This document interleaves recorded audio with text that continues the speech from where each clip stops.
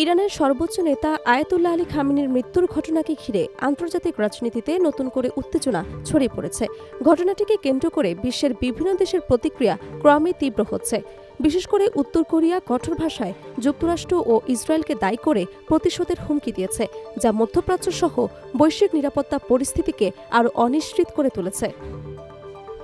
উত্তর কোরিয়ার নেতা কিম জং উন এক বিবৃতিতে এই ঘটনাকে সাম্রাজ্যবাদী শক্তির নগ্ন আগ্রাসন বলে অবহিত করেন। দেশটির রাষ্ট্রীয় সংবাদ সংস্থা KCNA জানিয়েছে, কিম জং উন বলেছেন যে যুক্তরাষ্ট্র ও তার মিত্র ইসরায়েল একটি সার্বভৌম রাষ্ট্রের সর্বোচ্চ নেতার উপর হামলা চালিয়ে আন্তর্জাতিক আইন ও রাষ্ট্রীয় নিরাপত্তার সীমা লঙ্ঘন করেছে। তিনি সতর্ক করে বলেন, এই ঘটনার কঠিন জবাব দিতে উত্তর কোরিয়া তার মিত্রদের পাশে থাকবে এবং যে কোনো ধরনের হুমকির জবাবে দৃঢ় পদক্ষেপ নেবে। উত্তর কোরিয়ার এই কঠোর প্রতিক্রিয়ার পর আন্তর্জাতিক মহলে উদ্বেগ আরও বেড়েছে।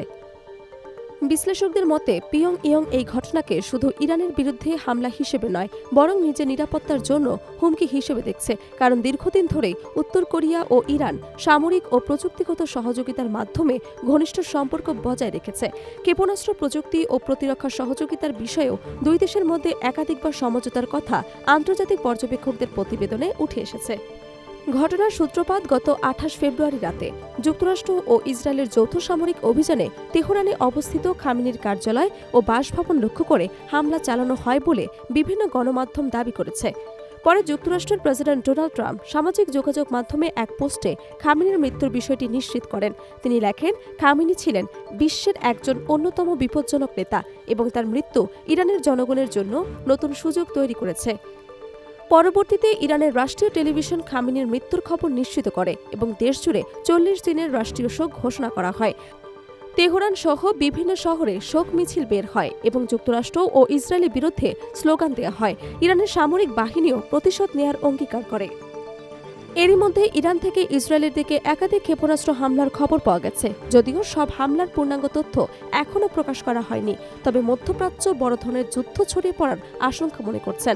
বিশেষ করে যুক্তরাষ্ট্র, ইসরায়েল, ইরান এবং তাদের মিত্রদের মধ্যে সরাসরি সংঘর্ষ শুরু হলে তা বৈশ্বিক সংঘাতে রূপ নিতে পারে বলে আশঙ্কা করা হচ্ছে।